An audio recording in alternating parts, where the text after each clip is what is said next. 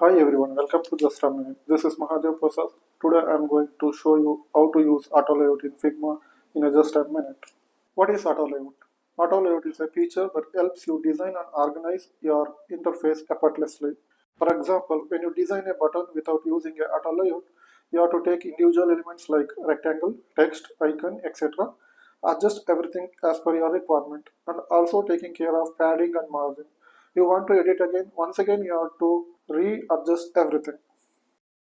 When it comes to auto layout, you just take a text and press Shift plus A for auto layout. Then fill the frame with required color, give radius, set the horizontal and vertical padding and space between the items.